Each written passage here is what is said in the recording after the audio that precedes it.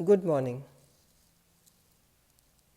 Today's topic is Bohr's model of hydrogen atom. Year 1913 में Niels Bohr ने Rutherford के नाभिकीय मॉडल का एक संशोधित रूप प्रस्तुत किया।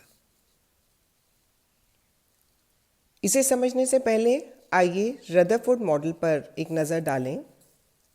आपको याद होगा कि रदरफोर्ड ने जो मॉडल दिया था उनके अनुसार एक एटम में सेंट्रल में न्यूक्लियस होता है और उसके चारों ओर इलेक्ट्रॉन घूमते रहते हैं, जैसे कि सन प्लैनेट सिस्टम है। So according to Rutherford's model, an atom has a central nucleus and electron revolve around it, like sun and planet system.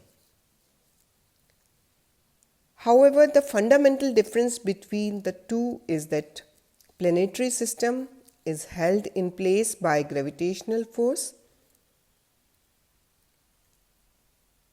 अर्थात सौर मंडल के अंदर जो प्लैनेटरी सिस्टम के अंदर जो प्लैनेट्स हैं वो अपनी जगह पर क्यों स्थिर हैं? क्योंकि उन पर ग्रेविटेशनल फोर्स काम कर रहा है।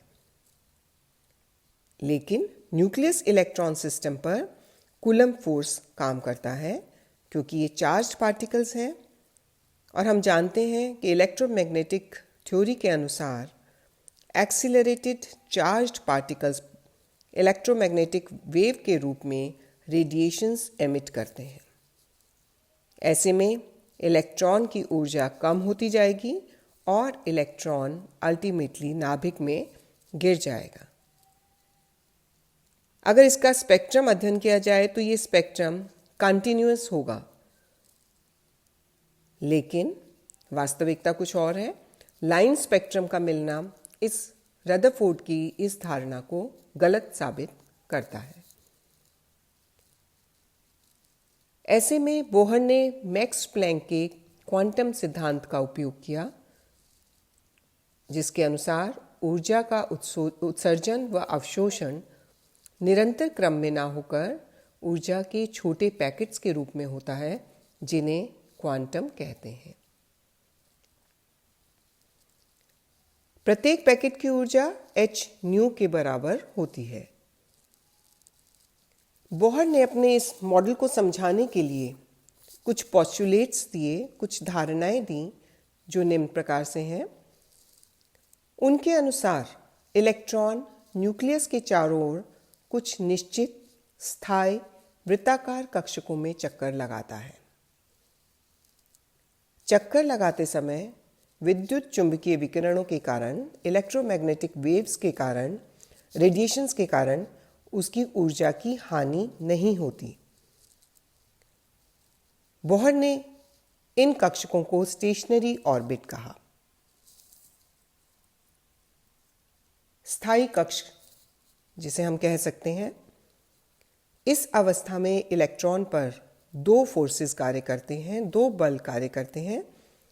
पहला बल है इलेक्ट्रॉन और एटॉमिक न्यूक्लियाई के मध्य वैद्युत आकर्षण बल, और दूसरा बल है बाहर की तरफ लगने वाला अपकेंद्रण बल, सेंट्रीफ्यूगल फोर्स।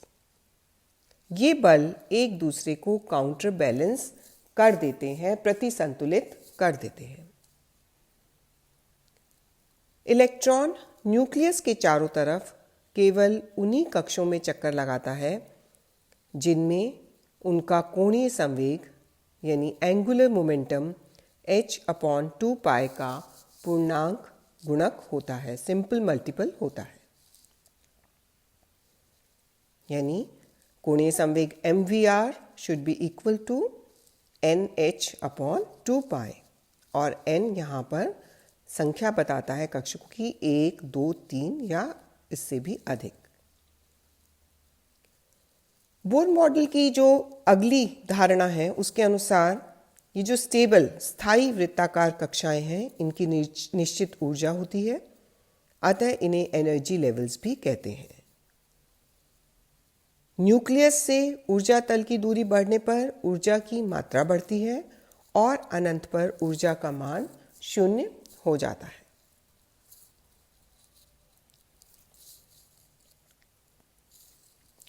यदि परमाणु को ऊर्जा दी जाती है तो परमाणु उत्तेजित हो जाता है। इलेक्ट्रॉन निश्चित ऊर्जा एब्जॉर्ब करके लोअर एनर्जी लेवल से हायर एनर्जी लेवल पर प्रोन्नत हो जाता है। यह अवस्था अस्थायी होती है, अनस्टेबल होती है। इलेक्ट्रॉन ओरिजिनल लेवल में गिरकर ही स्टेबिलिटी को प्राप्त करता है।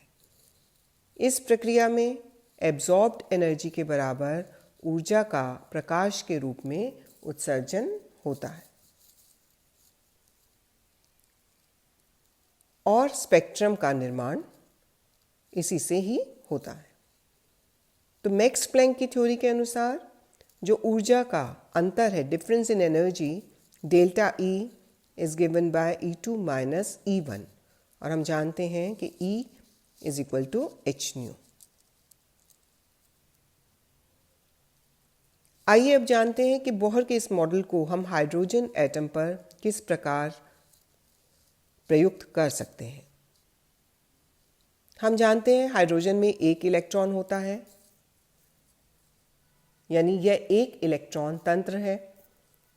हाइड्रोजन का ये अकेला इलेक्ट्रॉन जब नाभिक के चारों ओर चक्कर लगाता है तो उस पर दो बल कार्य करते हैं। पहला, नाभिक और इलेक्ट्रॉन के बीच लगने वाला स्थिर विद्युत आकर्षण बल, यानी न्यूक्लियस और इलेक्ट्रॉन के बीच में जो इलेक्ट्रोमैग्नेटिक फोर्स लग रहा है वो बराबर है kZe² अपॉन r² के। और दूसरा अपकेंद्रण बल लग रहा है जो mv² अपॉन r के बराबर होता है। ये दोनों बल परस्पर विपरीत दिशा में कार्य करते हैं, अतः इनका मान अगर समान हो जाए तो एक दूसरे को बैलेंस कर देंगे और इलेक्ट्रॉन अपनी स्थिति पर घूमता रहेगा। यानी mvr is equal to nh upon 2 या हम कहें कि Ze² upon r is equal to mv²। आइए देखें कि इस बोहर के स्टेशनरी ऑर्बिटल्स की ऊर्जा का कक्षकों के साथ क्या संबंध है। इसके लिए बोहर ने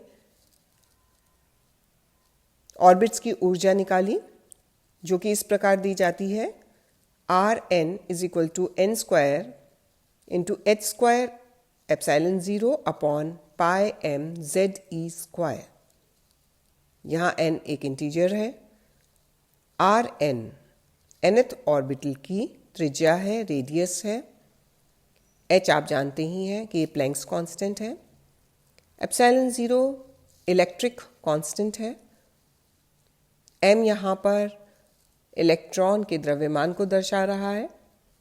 z एटम का एटॉमिक नंबर है और E एलिमेंट्री चार्ज है। जैसा कि आप जानते हैं हाइड्रोजन एटम के लिए Z इज इक्वल टू 1, क्योंकि अभी आपने देखा कि इसमें एक इलेक्ट्रॉन होता है, इसका एटॉमिक नंबर 1 है, तो Z इज इक्वल टू 1।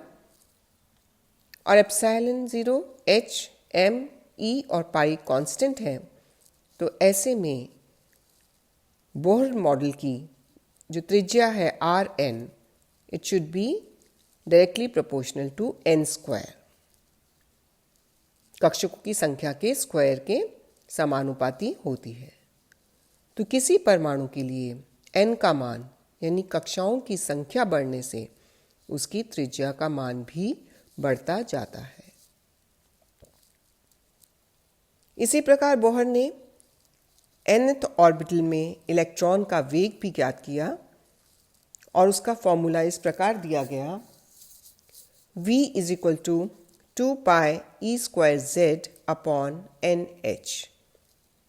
यहाँ हम देखते हैं कि इलेक्ट्रॉन का वेग v is inversely proportional to n, यानी कक्षकों की संख्या। कक्षकों की संख्या बढ़ती जाएगी तो उसका वेग, इलेक्ट्रॉन का वेग कम होता चला जाएगा। इस प्रकार बोहर ने अपने पोस्टुलेट्स के आधार पर हाइड्रोजन एटम को समझाने में सफलता प्राप्त की। Thank you.